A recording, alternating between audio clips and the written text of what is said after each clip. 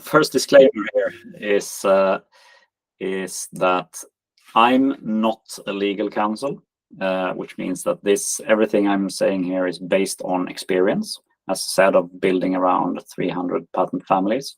It might not be specifically applicable to your case, and you should always consider the details, because details are very important with patents. So you should consult a legal professional at every step of the way. So the first reason for filing a patent, which might be the most obvious one, protecting your invention. So filing a patent makes sure that you have the exclusive right to use the specific technology. And this stops anyone from making, using, selling, or importing a certain technology in a certain geography where you have patent protection. And this is a very important distinction, because it's enough if someone just imports or sells the product. They don't necessarily have to be manufacturing it, but it's also enough if they are just manufacturing it. So there are multiple ways in which you can basically use your patent protection.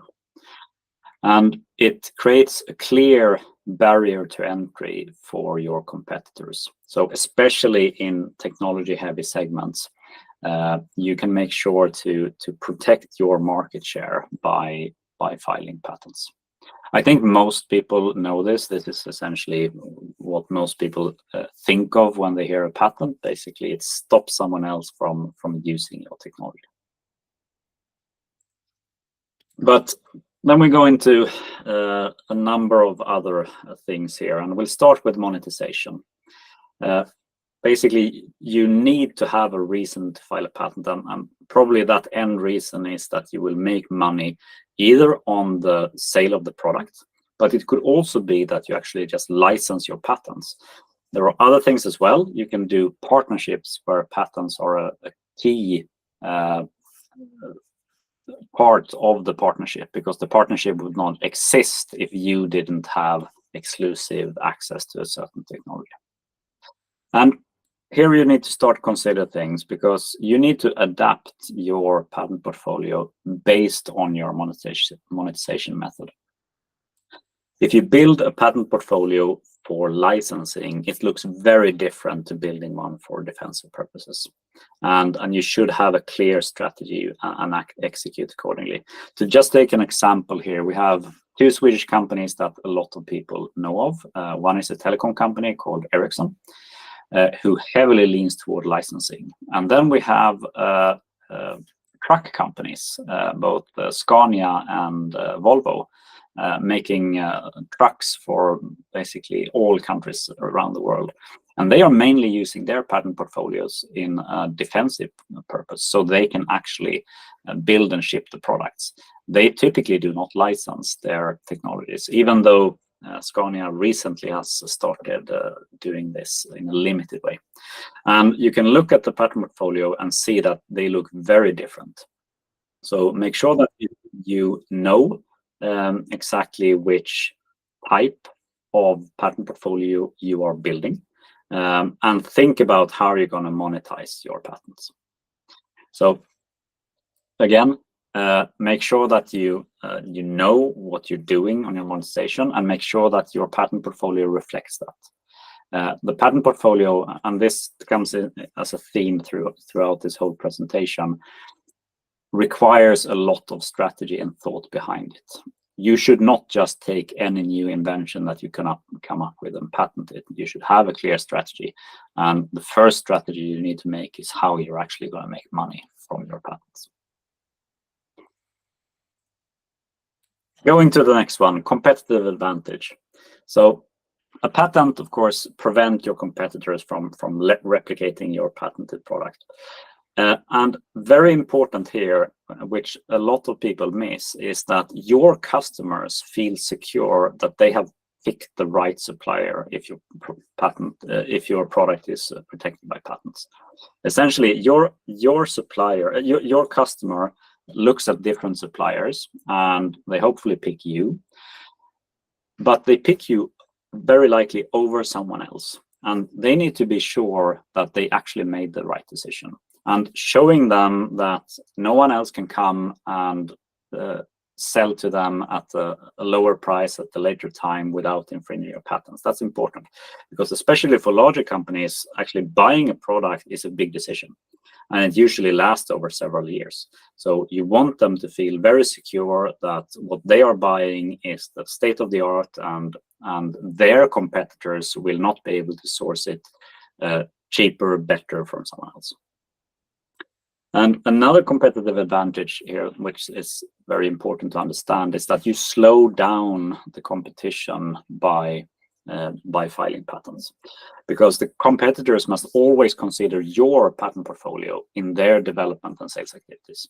And it's important here that it's both in development and in sales. So assume that you are coming up against a competitor that has a large patent portfolio. Your team needs to, both in the development work that you're doing, make sure that you don't infringe anything, but also their sales team needs to be able to handle the customers asking, well, how are you considering XYZ's patent portfolio when you're building and selling your product? So make sure that you are the one with a patent portfolio that everyone has to take into account, because that maximizes the impact on your competitors.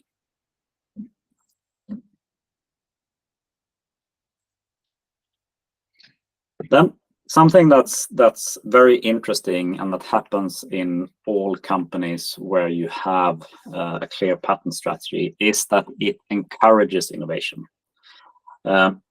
Patent protection encourages inventors, engineers to do more research and development, leading to new innovations and improvements on existing technologies.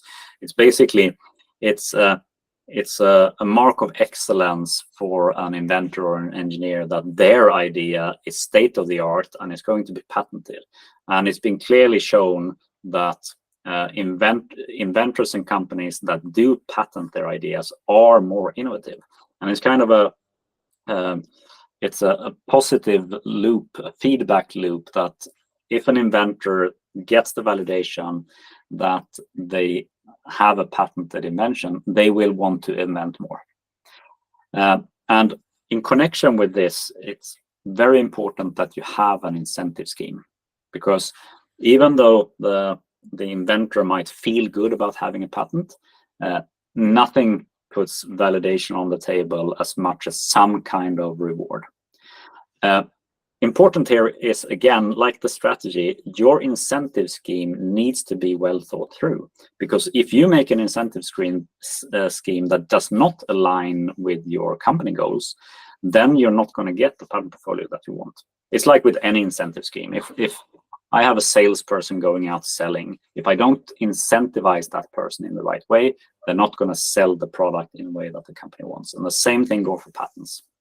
So, for example, you can build an incentive scheme that aligns with granted high-quality patents in your key markets. So, for example, if your main target is the United States, maybe your incentive scheme should focus on getting granted patents in the United States. You might get the same patent granted in other countries, but as soon as you build an incentive scheme that doesn't align with your business goals, then you're destroying your own potential great patent portfolio. So again, make a strategy up front, know what your business goals are, and make sure that your incentive scheme for innovators in the company perfectly align with that.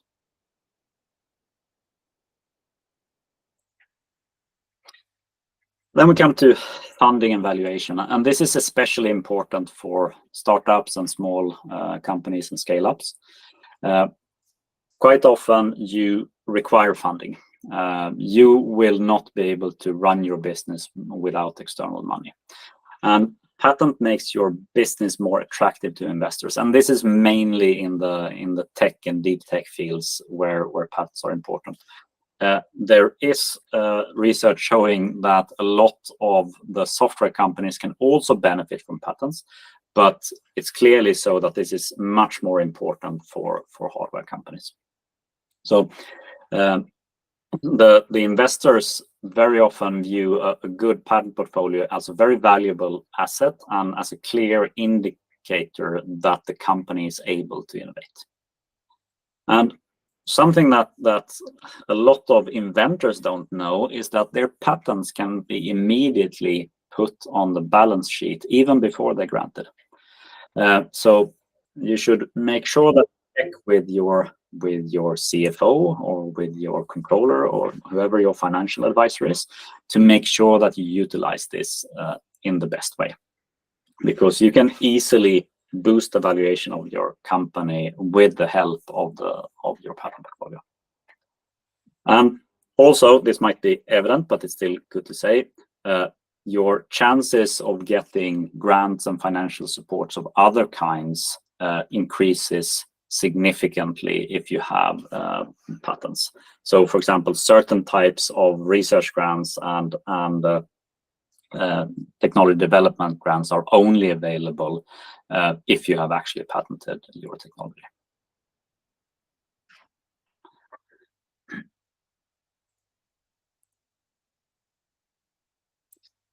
Then comes legal protection, and this is slightly different from the first one, which is product protection. So it's important to understand that without a patent, you do not have the right to enforce any IP.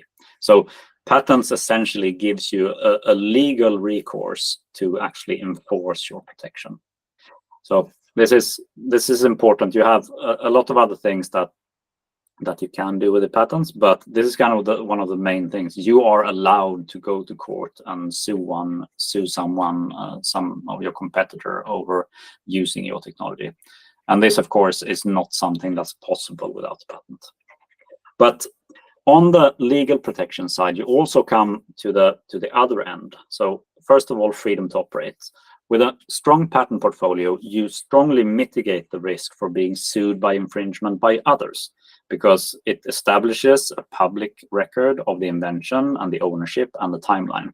So you can clearly go back and say, well, I patented this at this time. Again, going back to the Volvo and Scanias of Sweden, this is how they often use their patents. They clearly see that, okay, so I did all of this, so I'm allowed to ship my product. And then, as a slightly softer, is the bargaining power.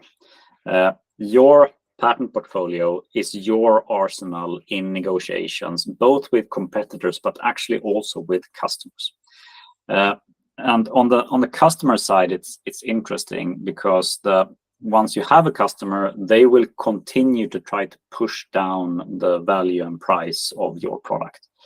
But if you have a strong patent portfolio and you basically already know upfront that it will be very difficult for them to pick another supplier, then you have a very strong bargaining power. And this, of course, also goes against competitors. In the end, you might very well end up in a cross-licensing situation. And if you are the weaker party in that negotiation, basically, if your patent portfolio is weaker than the opposing side that you're discussing with, you're going to end up with a poor outcome.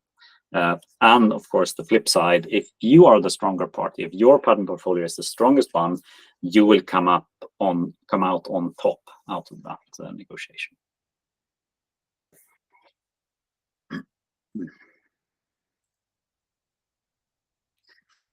Then we have market positioning. And so one of the things that you can do, and that actually we did at Flatfrog when I was there, we became the de facto industry leaders because of the patent portfolio. So having a strong patent portfolio, you can basically position yourself as the de facto leader. Everyone else who has to come in needs to validate why they are in this space. Why shouldn't you be buying? Why shouldn't your customers be buying from your company when they are the industry leaders? There's a lot of research showing that the first party that really succeeds in a specific field gets a very big portion of the profits. Not necessarily the total revenue, because you might have many players that sell at very low margin, but the first one that comes in gets the lion's share of the profits, because they are able to keep up their prices and still be able to sell, even though competitors comes in after. Then you should also strongly consider linking your patents with your trademarks. Trademarks is another topic that I leave to other experts, but what I'll say here is that your trademark becomes much stronger if it's associated with a patent, and vice versa. Your patent becomes much stronger if it's associated with a clear trademark. So make sure that you consider both of those when you go in. And if you don't have trademarks and only patents, seriously consider building a trademark that you can attach your patents to, and vice versa. And this allows you also basically to position your competition as copycats. If you are the de facto leader and they are trying to copy you, you can in your communication put that, okay, well, we know our competitors are coming, but they're essentially just trying to build the same thing as we are. But as you all know, the original is always the best. And again, this is one of the reasons why so much of the profit goes to the de facto leader, and the rest of the competitors have to fight for the scraps.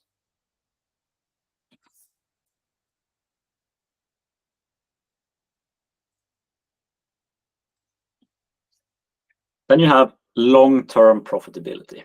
So one of the very big benefits of patents is that it gives you a very long opportunity. So you could potentially have 20 years of revenue based on a patent. They have a lifespan of up to 20 years, and which can basically improve the long-term profitability. And this also makes investors more likely to invest in you, because they know you can, all the effort that you're putting into R&D, they can reap the profits from that later on. And it also allows for strategic partnerships. When you're doing a partnership with someone, if you don't have a patent, it will basically just be based on what's happening right now. And as soon as a situation changes, that partnership might unravel. But if your partner knows that you will basically own this technology space over the coming 10, 15, 20 years, it's much easier to negotiate a strategic partnership. And that is where patents are very valuable when you do those types of negotiations. So again, the long-term stability is what owners, investors, partners, everyone wants to make sure that they get into bed with the right partner. And when they're in there, they make as much money as possible over a long period of time. Any uncertainty is not something that you want to see from a partner or someone you invest into. You want to make sure that you have that long-term vision together. And patents is a clear and legal way to get there.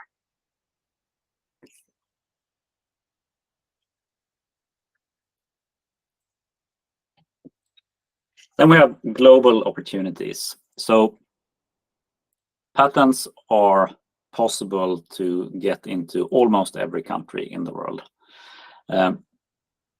And you can start by filing a patent locally. You could file it in Sweden, or the UK, US, wherever, and you still have the opportunity to go worldwide.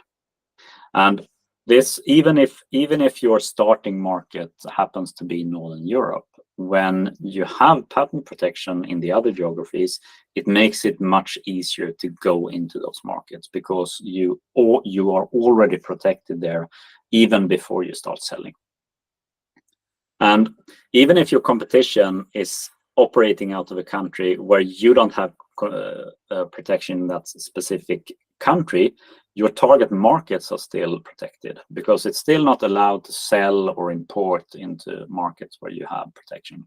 So for example, this saying again that US plus Europe is usually a very big part of the total world market. So actually, just by having the US and EU, which have similar patent systems, and with one patent you can essentially go into the United States, and with one patent you can go into the European Union, and that brings you a very long way. And one of the reasons is that there are very few companies that are willing to build a product that cannot be sold in the US and the EU. So even if you can't afford to pay for all the different geographies that you want to get into, as long as you cover the US and EU, you have a pretty good protection. Then, of course, you should be filing into target markets. For example, if you are in semiconductors, yes, you probably want to be in Korea, Taiwan, China, and Japan. But you should also consider where your product is sold and manufactured. And this is something where I've quite often seen that people file patents in geographies that are not that important to them. And one of the drawbacks, I'll come to that later, one of the drawbacks of patents is that they are expensive. Even if you're using Lightbringer, it's still a big cost item. So you should really consider, do I need these geographies, and how much of the market can I achieve by just getting into these key geographies.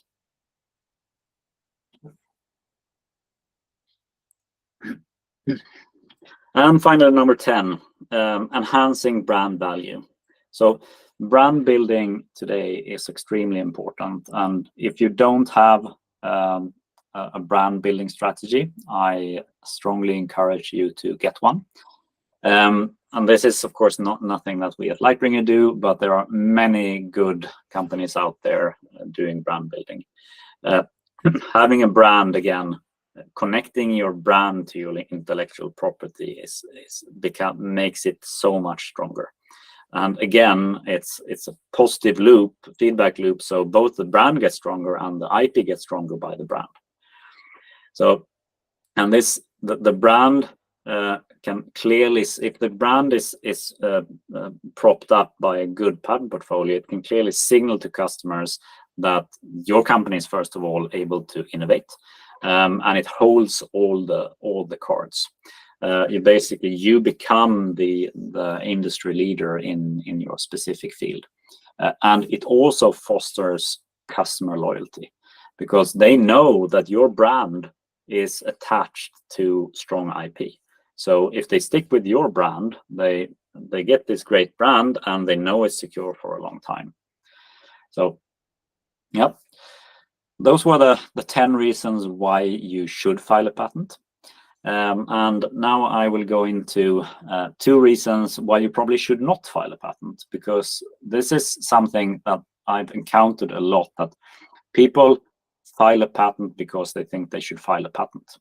And that is quite often the wrong decision. So you need to be very careful when you file patents, because, as I said, even using Lightbringer, patents are very expensive.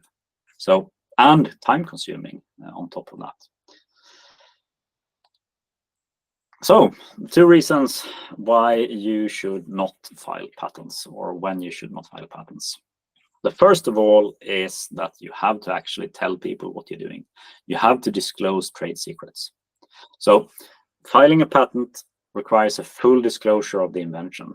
Even if you can obfuscate it slightly, you still need to get all the key parts in, which means that after 18 months, when the patent is publicized, your competitors will know exactly what you're doing.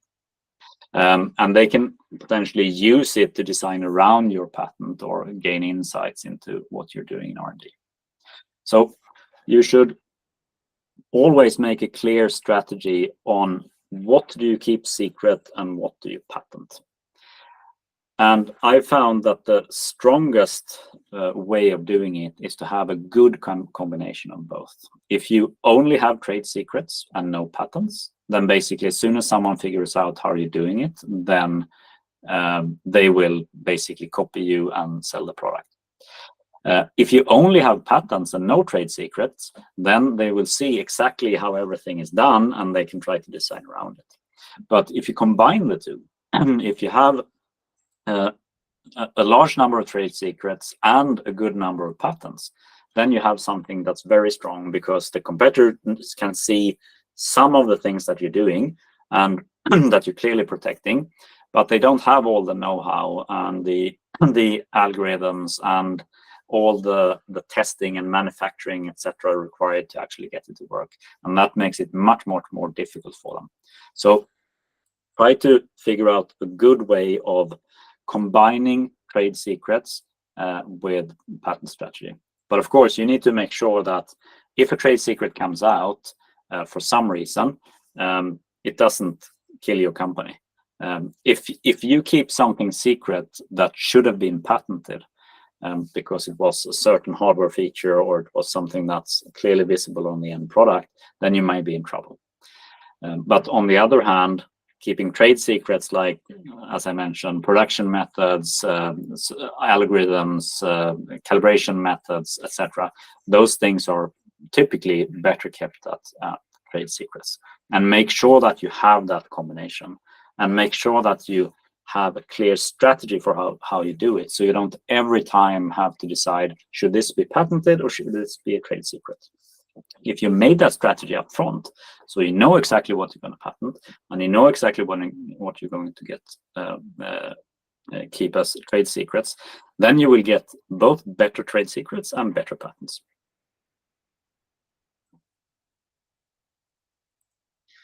And finally, unenforceability.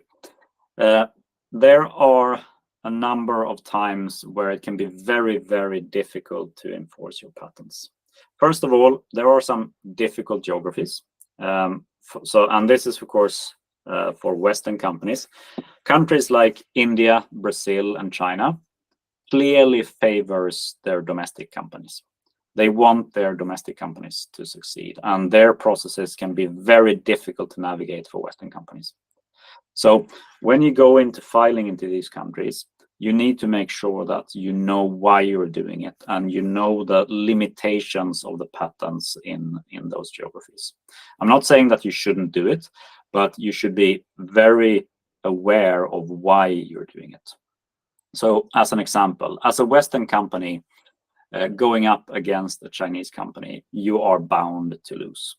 But on the other hand, if you have a Chinese patent portfolio and you get a Chinese partner that can be your champion in China, yes, then you might have a good situation. But thinking that you will get good protection in China as a Western company without Chinese presence, then you're fooling yourself. And the same thing goes, for example, for India and Brazil as well. So make sure that you take this into consideration. Maybe you don't have to spend money on Brazil if it's not a major market, and you know that they're anyway going to design the product so it can be sold in United States and Europe. And as I mentioned shortly before, you should avoid certain fields. For example, very specific algorithms where you can easily see that, okay, if someone sees exactly how this algorithm works, they can circumvent it with a couple of weeks work, because you probably spent a very long time making that algorithm work well.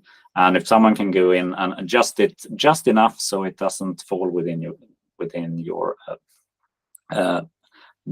protection, then basically all you've done is given the competitors everything they need to see how you're doing things.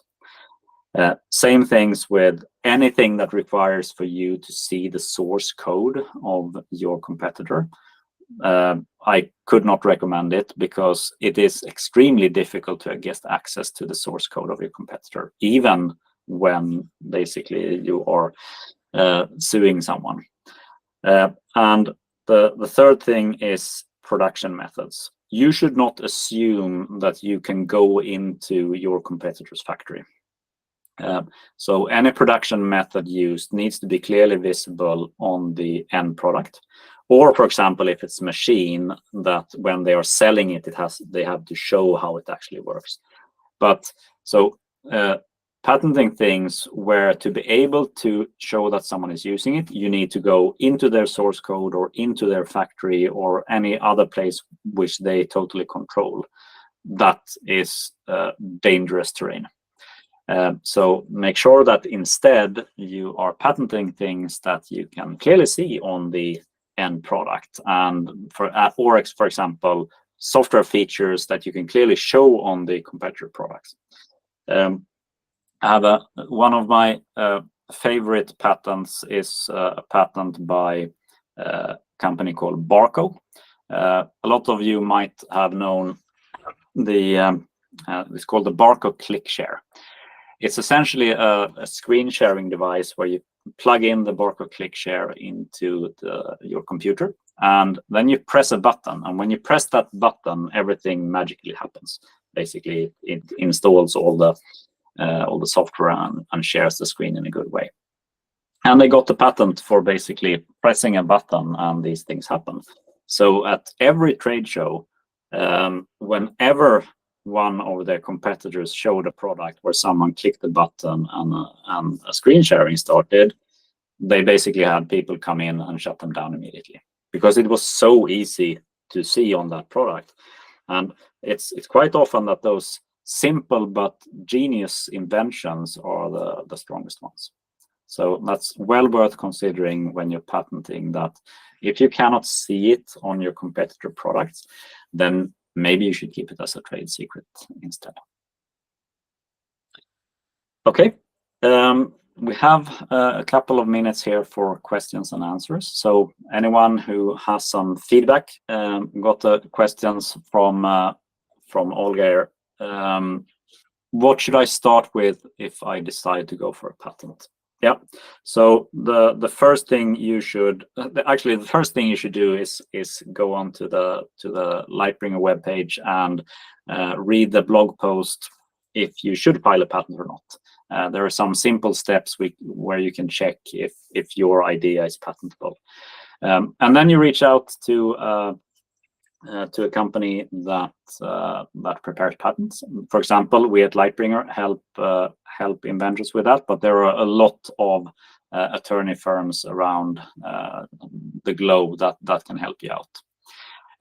And patents give me headaches. Yes, patents give people headaches all the time. So, for example, webinars like this is one way we're trying to make it a little bit more digestible. But if you have questions about this, don't hesitate to send an email to me. I'll try to handle it. It's ola@lightbringer.com. So there are a lot of complexities. You can either, again, go to a traditional attorney, or you can turn to Lightbringer and we will help you out. And who owns a patent? The person or entity who owns the patent is clearly marked on the patent. So if it's a private person, then the private person owns the patent. If it's a company where the inventors worked, it's the company that owns the patent. And that it's called to assign a patent to someone. Basically, the inventors assigns the patent to the company they work at. All inventors that's part of a patent needs to be marked as inventors, but very often it's not the inventors that own the patent, it's the company. And patents are an asset, so they can be sold and change ownership. So you can sell your patent to someone else. It's intellectual property. Basically, it is an asset that you can move around. So the person or the entity that owns the patent is the one that currently has the patent. So that can be achieved by first filing for the patent or by buying it from someone else. There's also another way. It's to license a patent. So then you don't own the patent, but you are paying a license to the patent owner, and that then you are allowed to use the patent for a fee.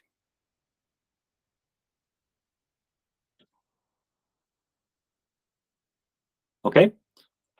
Thank you, everyone. I hope this was helpful.